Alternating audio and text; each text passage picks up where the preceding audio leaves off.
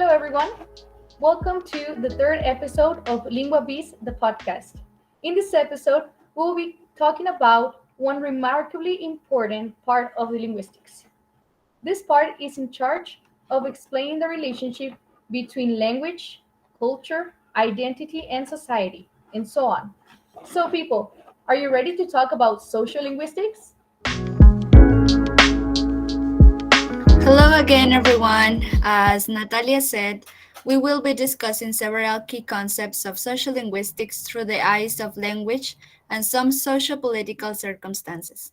As you might realize during this episode and along the podcast, applied linguistics is not only related to language learning and vocabulary acquisition.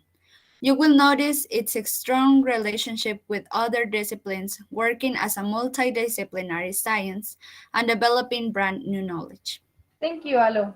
So, now that we have clarified this, let's introduce the audience to the key concepts of this episode.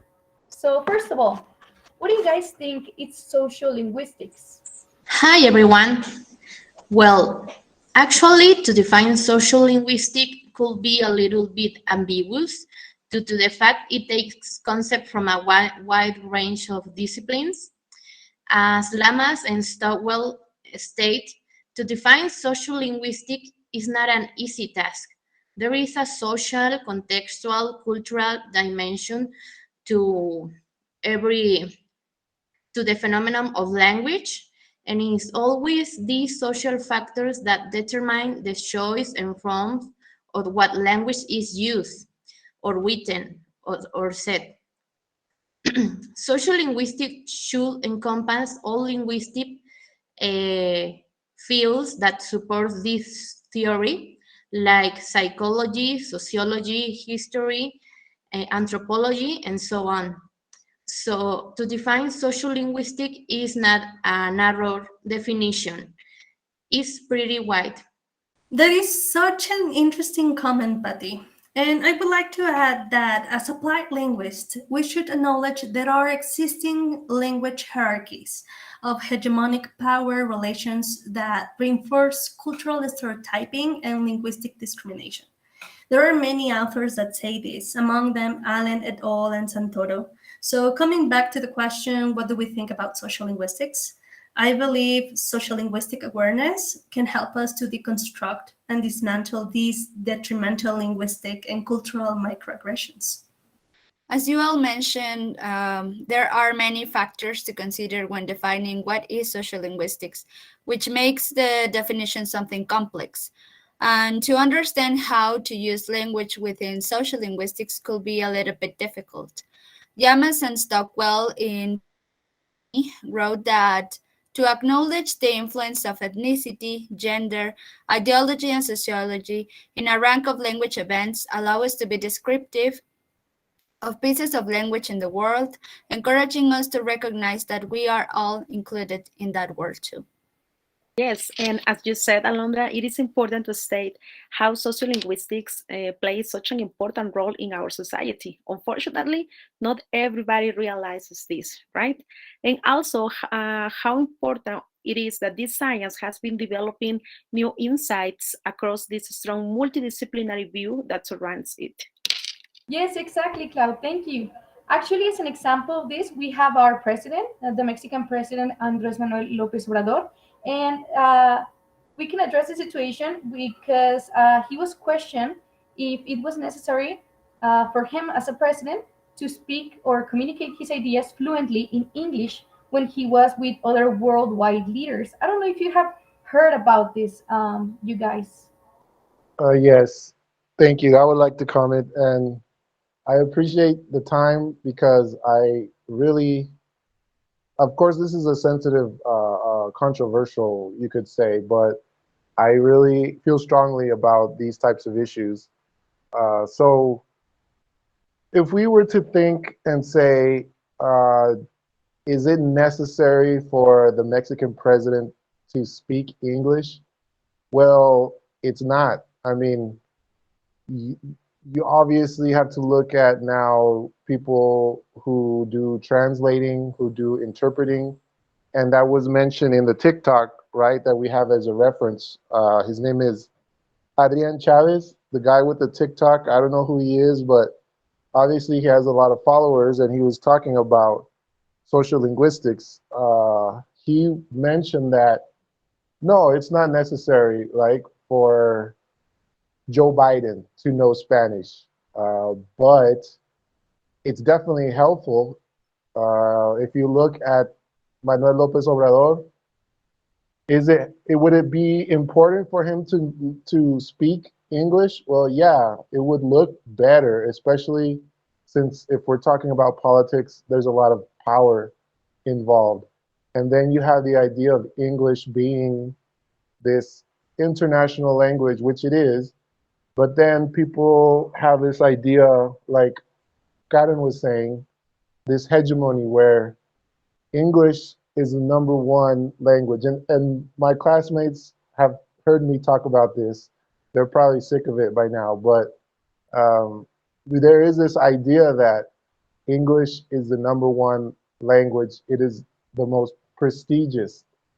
And that is a word that was used, and that's a word that I think needs to change.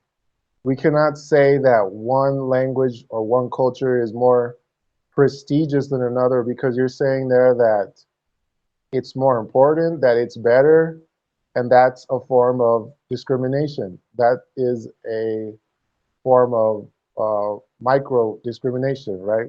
That was what was commented. So, of course, there's a difference between learning Spanish and English in a political sense, but of course, let's say Joe Biden,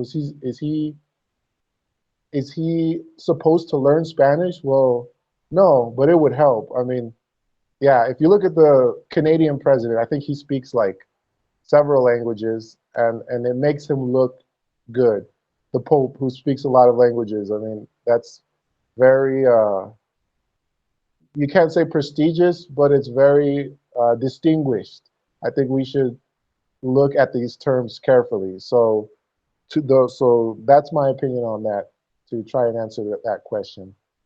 Thank you, Carlos, for your contribution. I think you raised an important issue that we as English teachers should discuss and talk about, and especially as applied linguists. I have this other aspect that in order to comprehend better this situation, because we have another example of a disgraceful situation that is currently happening in the world, we could address the principle of linguistic relativity, which was proposed by Sapir and Worf in 1930, taking a little bit of Einstein's theory of relativity inspiration for the name.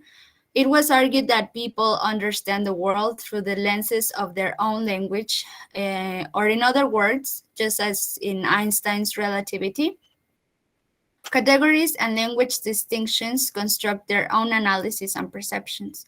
And as language differs from one country to another, as you were mentioning with these precedents, their speakers will differ as well in their perceptions, their identity constructions, and even in the way they handle their daily basis situations. That was a mind-blowing comment, Alondra, and leave us with these constant inquiries. Does language determine reality, or does reality determine language, or is it a two-way process?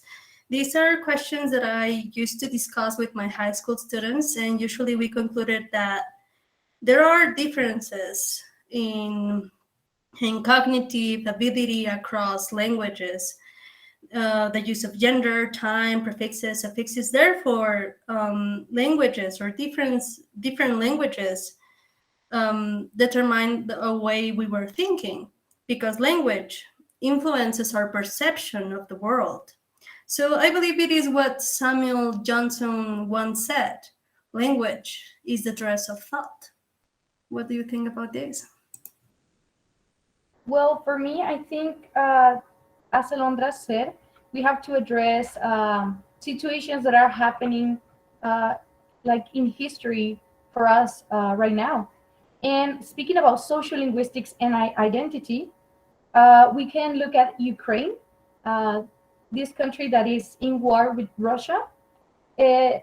I love how they are resisting because I don't know if you have seen how language is affecting also this war. Have you guys heard about this? If not, let me put you a little bit into context because maybe you guys have, but our audience hasn't. So people, there are some viral videos where people have been using bad language or bad words in order to resist the Russian invasion. So these people have, aside from showing all the courage in the world by defending their homeland, they have also learned how to speak a little bit of Russian and also how to swear in Russia. And this has a big impact in contrast to what Putin's ideas are. We know that Putin's presence um, is very high. So we see that Russia does not own the Russian language. And this is an important thing because we know that Russians don't really swear because of the president, how he's always like, oh, we don't swear.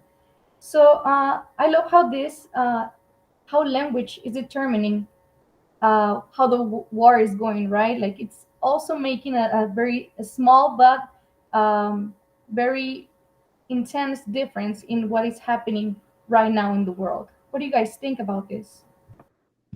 Well, actually, that is a pretty significant thought. I mean, talking about language, I would like to cite one of my favorite movies called Arrival. It is basically on the aliens' arrival, but what is the most important thing here? It is that language is the foundation of civilization. It is the glue that holds people together. And talking about Ukraine, also, it is the first weapon drawn in a conflict. Well, at least that's what they say in the movie. But I would like to say that it is pretty much like we are facing right now with this Ukrainian thing, with this unfortunately Ukrainian thing that is happening between Russia and them. And in personal relationships, professional settings, or within the political realm, which is happening right now, language signals whether we come in peace, whether we have come to fight, or whether we are simply indifferent.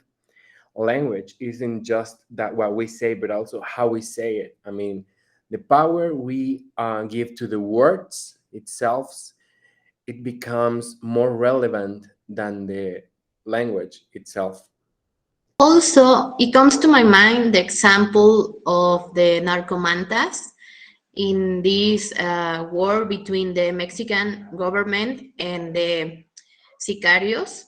Well, in this example, I mentioned narcomantas are used as a weapon.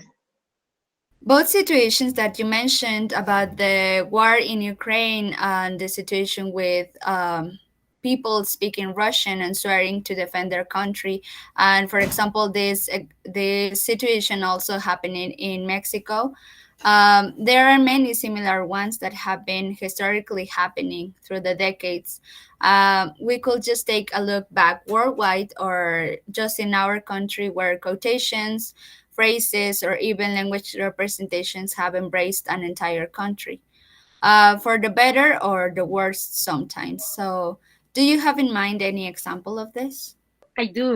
Now that you mentioned these historical phrases, for example, I bet that almost everyone here in Mexico, we know this phrase, right, from Benito Juárez, entre los individuos como entre las naciones, el respeto al derecho ajeno es la paz. So I think everyone knows this, or if you start the phrase, then someone else will actually finish it. Or not just that, but also like specific phrases that make us feel like really that help us to identify ourselves within the country, right? Like when we say like Viva Mexico, this is something that we actually use to, I don't know, to make it clear that we're Mexican, right? Or some popular songs like, for example, Cielito Lindo. So those are the examples I can think about. Yes, actually, right now that you say it, Cloud, I think there's an author Fishman, now that I remember his name, he postulates that language and cultural identity are actually indexically related. So this means that a language that has been intimately associated with the culture is best equipped to elucidate um, the culture's values and the culture's concerns, and to express and contextualize its features and artifacts. And we can see it in the Mexican culture, of course. We have, Spanish, which actually comes from Spain, but at the same time, it has this cultural shock with Mexico because we already had indigenous people, indigenous words, and we can see how this culture and language collides together. So, what do you guys think about it? What do you guys think about this? I think it's pretty important to mention how we have embraced culture across language and society. I mean, we as Mexicans are pretty much equipped with the fact that worldwide we are well known as bad word sayer. We are well known as we scream when we talk sometimes, so we have this pretty much strong accent when we have to, like, when we want to say something, and so other features that we as a Mexicans and Spanish speakers have that in other countries. For example, as Natalia was mentioned, in Spain, they have another one. So it is important to acknowledge that we have created a brand new Spanish coming with all those artifacts and features from a culture, from Mexican culture. And I think it's pretty much recognizable and important to defend that and embrace it, obviously. And speaking about language and identity, as you were also mentioning these examples within Mexico and our culture, and important phrases and quotations that have defined how we perceive things or how we identify ourselves as Mexican. We should talk a little bit about our last item, which is culture. That we cannot forget it if we are talking about social linguistics.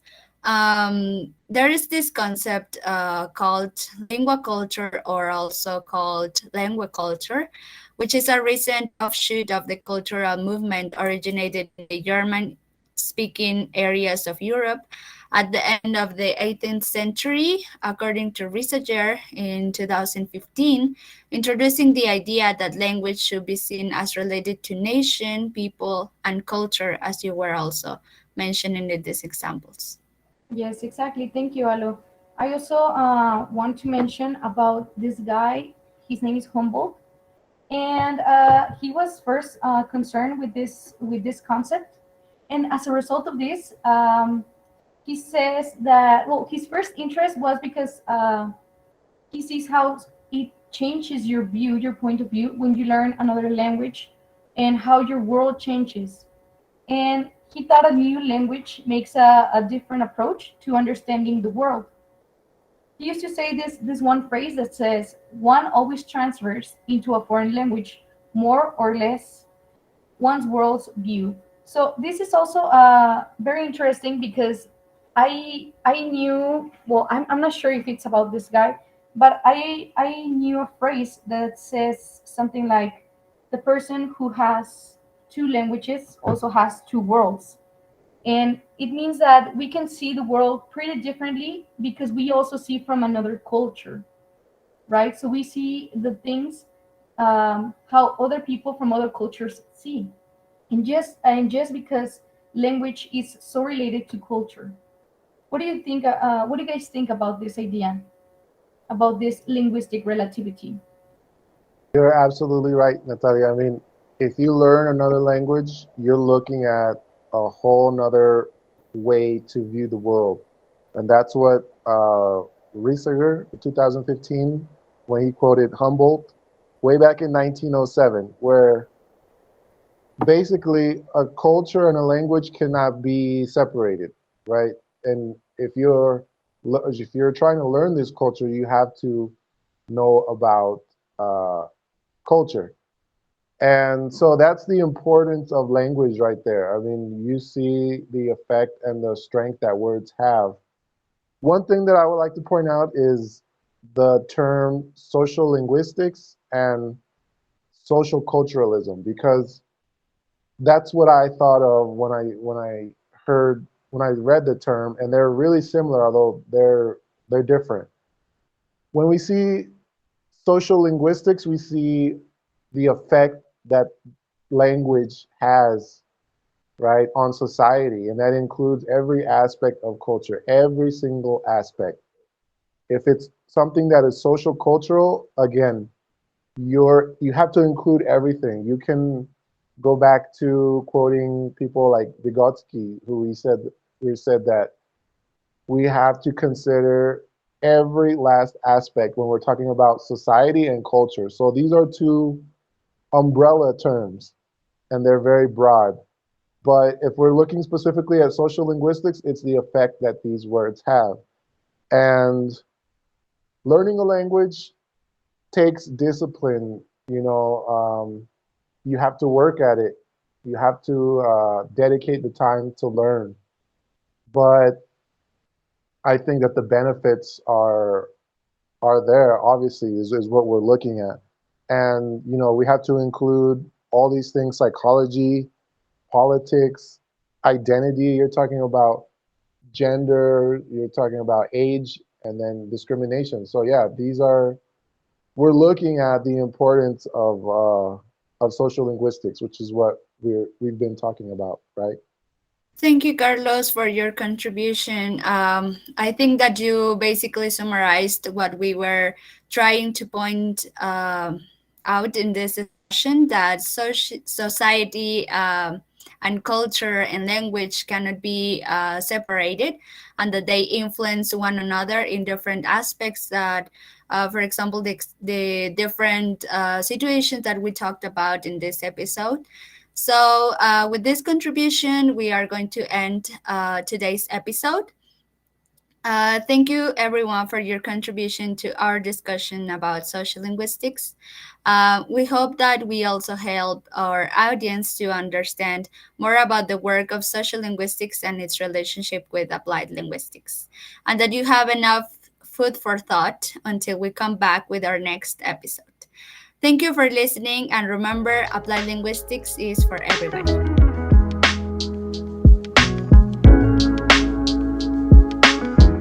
This podcast is part of an Applied Linguistics Master's Program from the University of Guanajuato in Mexico.